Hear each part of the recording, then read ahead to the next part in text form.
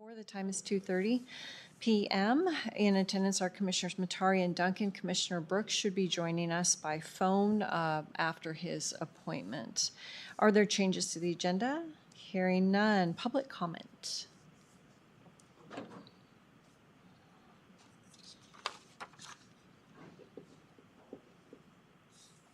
Good afternoon, Ron Hartman for the record. Just a little bit ago, I received the information I requested at the town hall as far as open positions. I got a copy of it here. In the short time I've had to review it, it looks like there's 104 open positions. 37 of them have been open for over a year. 23 of them have been open for over 500 days. And 3 of them have been open for over 1,000 days. Really? The number over a year are 63, which is 60% of the 104 positions have been open for over a year. It's my understanding that for fiscal year 25, without reductions, these open positions come to $7.8 million. And then I guess you're proposing to, with reductions, to bring it down to $5.9 million.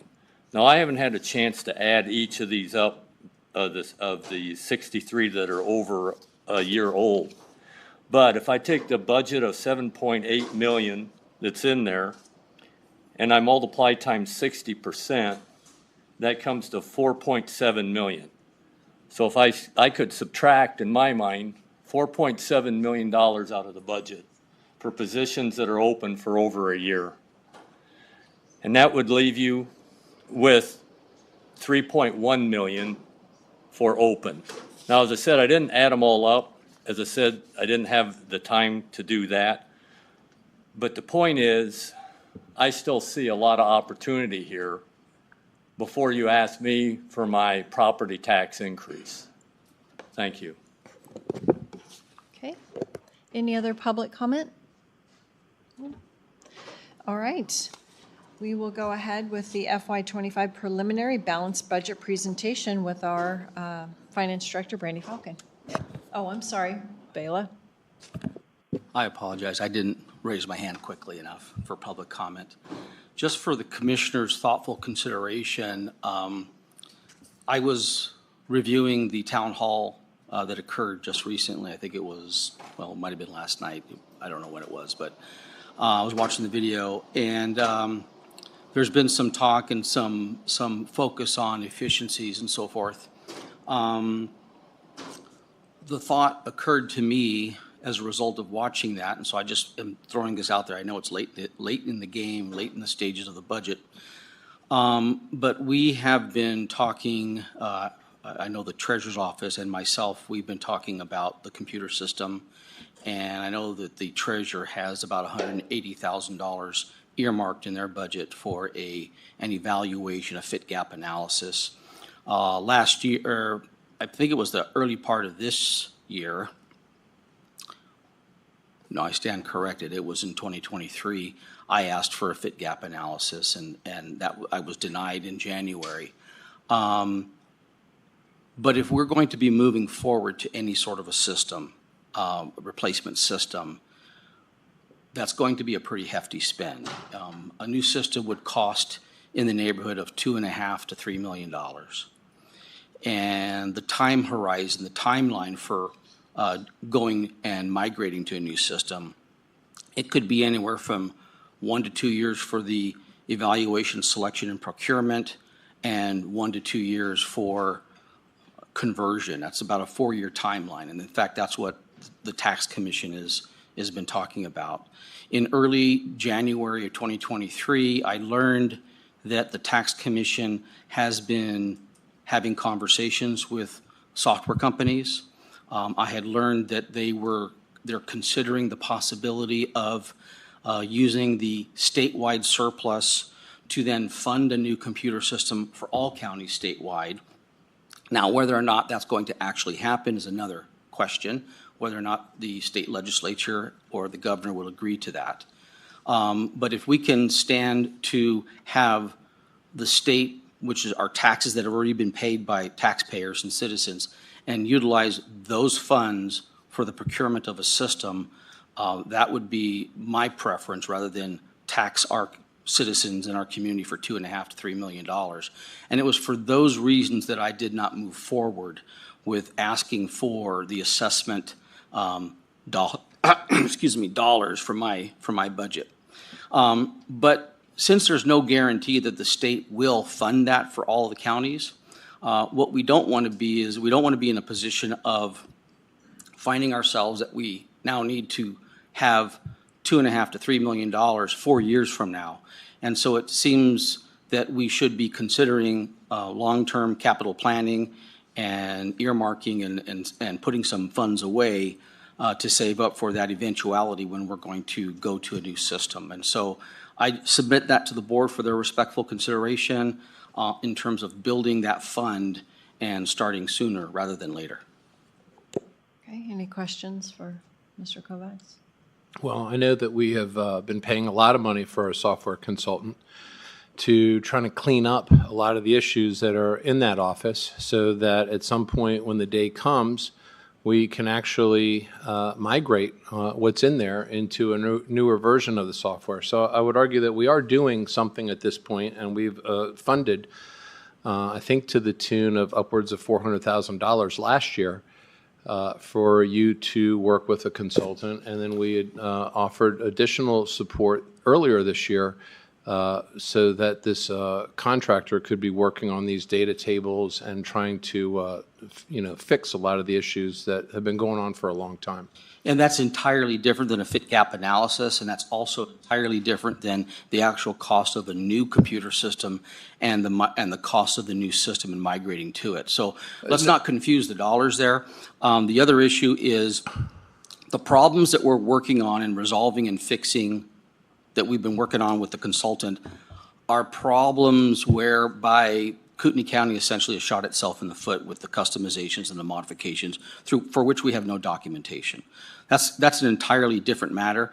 The work that we're doing now, we would have to do anyway if we're going to migrate to any system. So there are clearly different issues and clearly different costs associated with it. No one's arguing with that. What my point was is that until you get your house in order, okay, and again, like you said, this is legacy stuff, a fit gap analysis may not be as prudent to do that while you're still making all these changes. Which is exactly why I did not go forward with it. That's exactly why I didn't. But that's not my point here. My point here today is when the time comes to purchase a new computer system, the commissioners are going to have to come out with $2.5 to $3 million.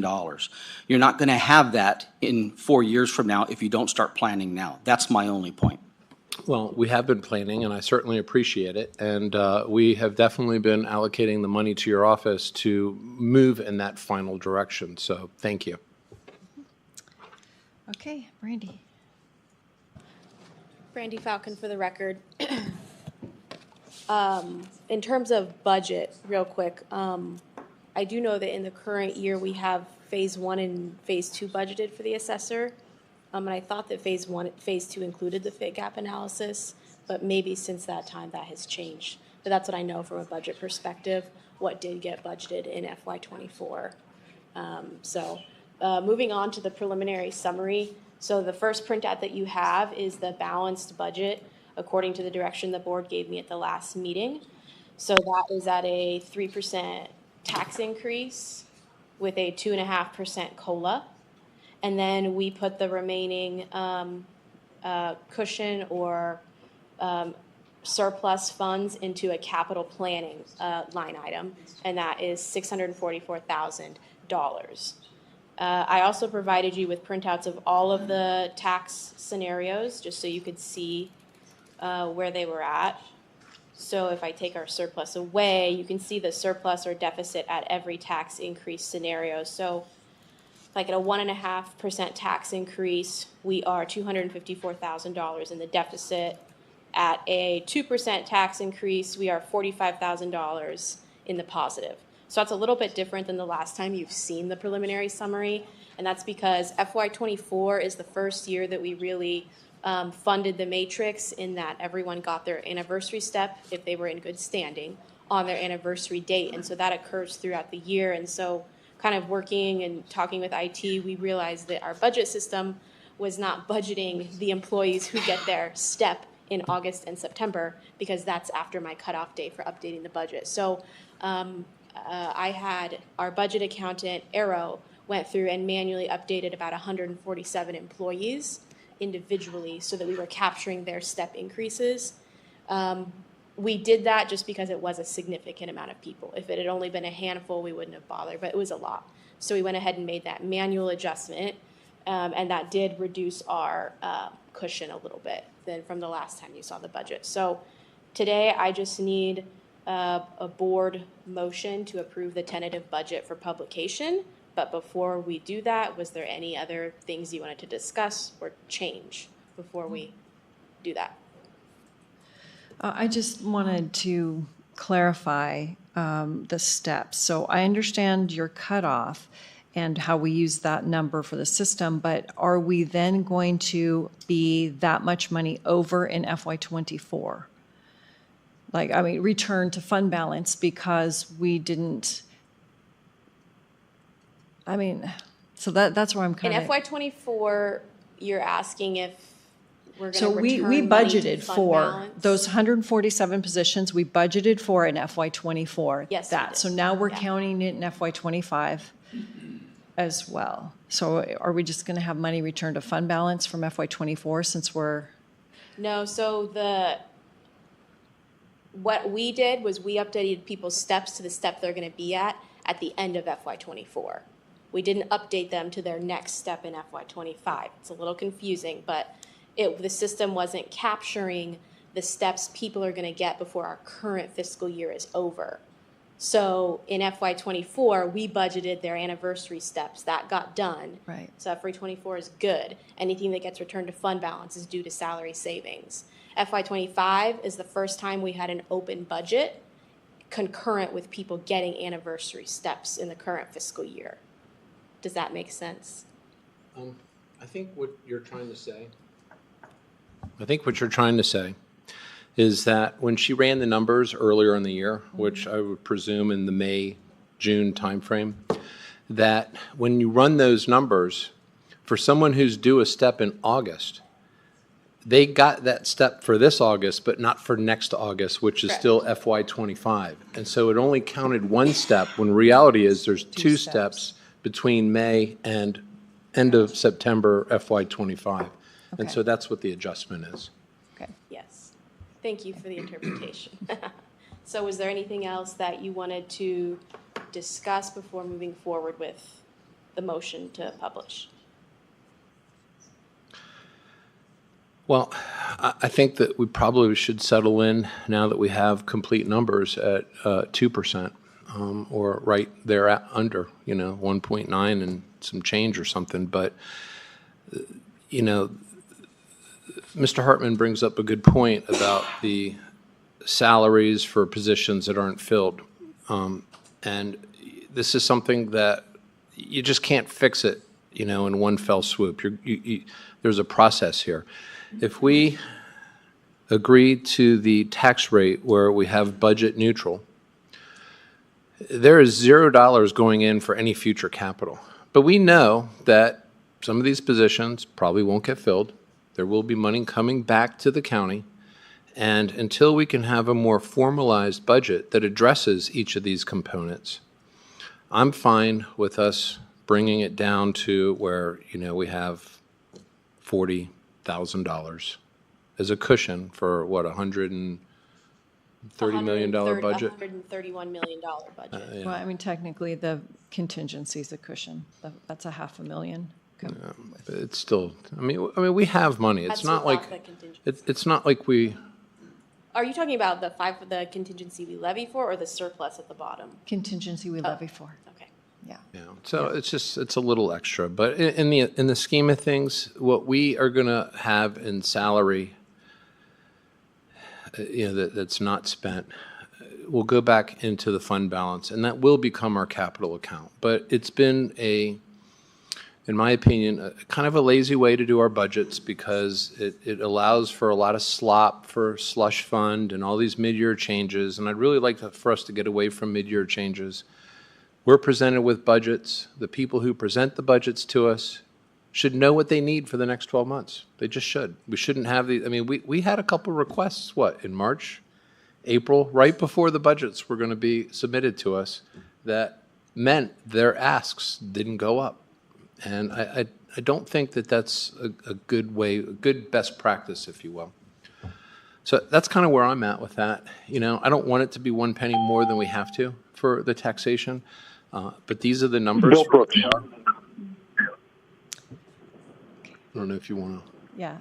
Bill, did you have any final thoughts on the budget? What Brandy needs today is a motion to send the budget for publication. Right. My only heartburn on the budget so far is I think we need a 3%, and I want to get a 3.5% COLA. Okay. Anything else, Bruce? No, I mean, if there's a way that we could knock off a couple bucks and get it below 2%, I think that would be probably a little bit better for us. Well, I think the open positions is a good point. If we can do a little bit deeper dive on some of those where we freeze them just for a year, the only thing that does is open it up to mid-year requests if things miraculously drastically change and we can actually hire those people. Yeah, and that's my concern is that, no one can tell the future. And, we do need to have some money go to capital. I mean, I think we all can agree. It's just a matter of what is a prudent amount given the amount of depreciation. And I recognize there's a difference between accounting depreciation and when you actually delete an asset off your books. But for a lot of the stuff that we have, the accounting depreciation is very close to when we have to update and renew. I mean, a lot of these consumables that have that last longer than a year. I mean, greater than a year is when you're depreciating. You write off less than a year, you depreciate greater than a year. The buildings, I agree, that's we talked about that the other night. But most of that $7 million, I don't believe, cars, we depreciate them every 3 years. I mean, we know that we're going to have to replace cars every year, some percentage of the fleet. So I'd rather stick right under 2%, knowing that this money is capital money, we have these issues, versus trying to eliminate them and then fill them and then levy for them again. Yeah, I mean, I really don't like the 2%. I wanted to try to get it to 1.5, but I think right now, unless something else changes, that's where we're at. Well, we still have time to change it. We're just doing the publish, and the publish, we Right. can go down. Yeah. We just don't want to go up. And Correct, yeah. I would not support publishing anything more than 2%. Okay, so you're okay to publish at a 2% increase. If we do that, there's a $45,000 surplus. How do you want me to allocate that? Just to a capital line? Is there a specific way you want that surplus allocated?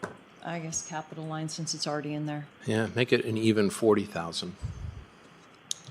Well, I think it looks like 45,399.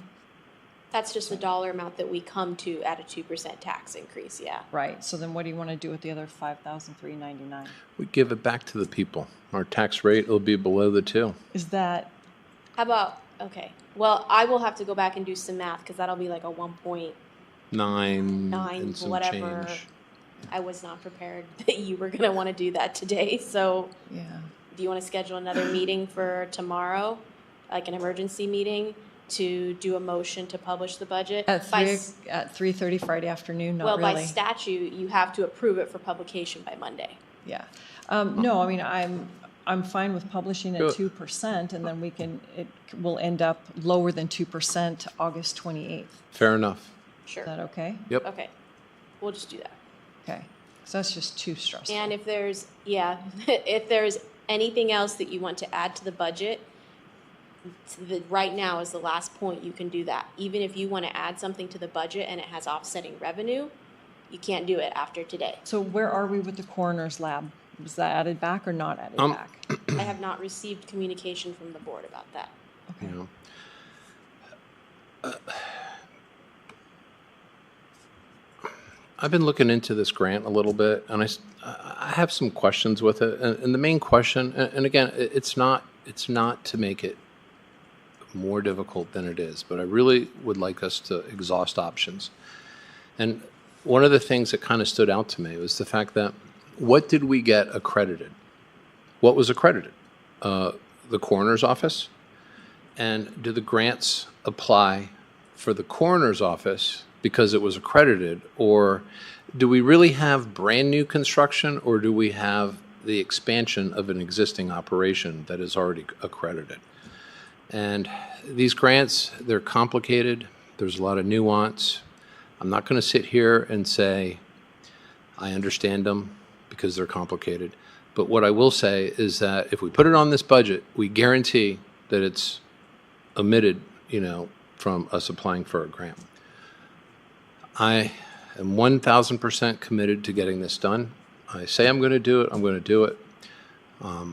It's just a matter of you and me, follow through with that next year. I'm committed to it, but I just hate the idea of automatically excluding us from any grant opportunity. That's just one grant. There's other grants too. That was a competitive grant.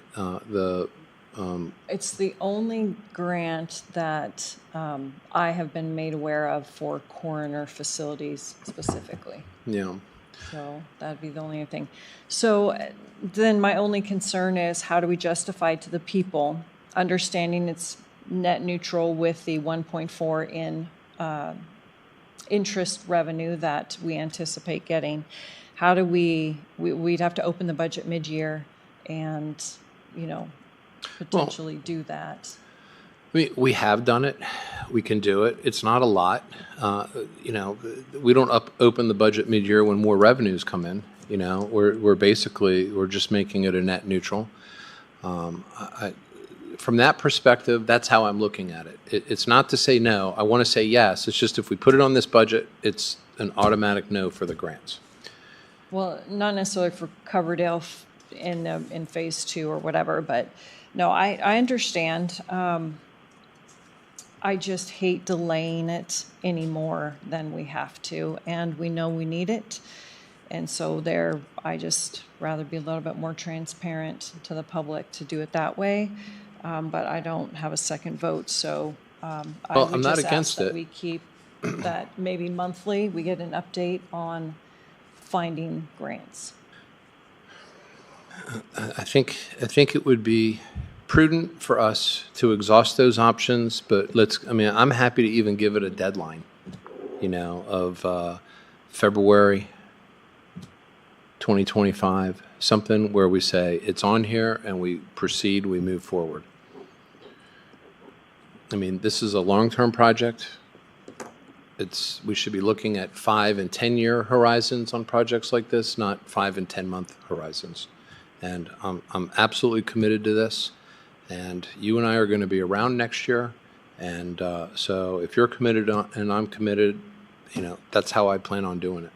I know, I just delaying it, meaning Spokane can shut the door, and then it means that our prosecutor's office, our sheriff's office, everyone has to travel with that body. It's not just the body going somewhere. Well, if I thought that they were going to shut the door, I would have a very different opinion. But they've actually increased the limit with us in the last 6 months. They haven't decreased it. No, I understand. There is just relying on an outside agency in another state. That's all I'm saying. I'm just being a little bit more proactive here than waiting until, oh dear, we now have to go full speed ahead.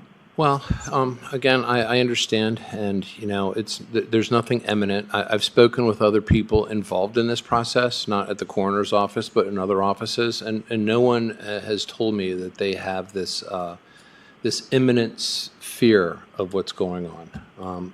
All I'm basically asking for is let's exhaust it, but it doesn't mean it won't happen, and I'm perfectly good with it happening. If we put it on the budget and it turns out, and I kind of feel like, and I don't want to be in this situation, but in January or December when we said, let's sign up that doctor because we'll have that clinic open, right? Don't know what you're going to run into. That's right. And, you know, I try to err on that side of being conservative.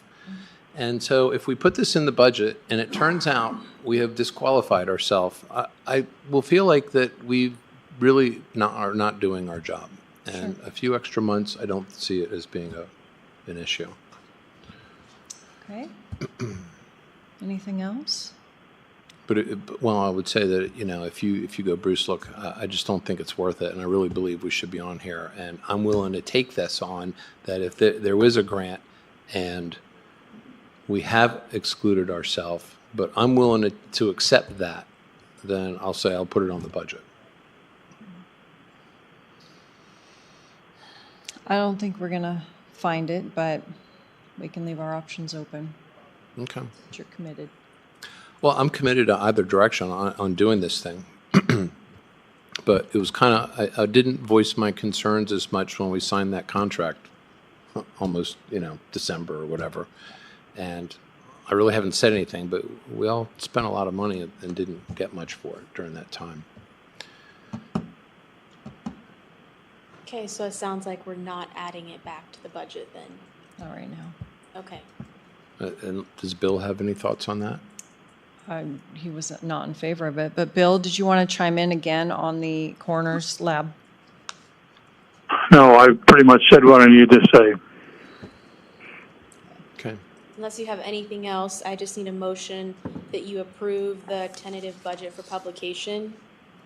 And if you could just specify at a 2% tax increase, just to be safe.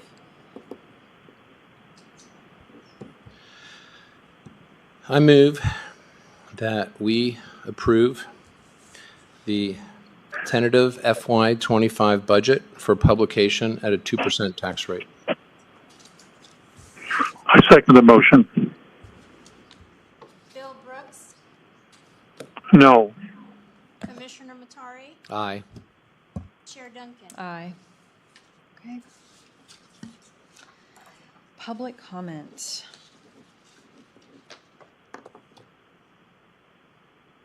Okay. 2:57, meeting adjourned.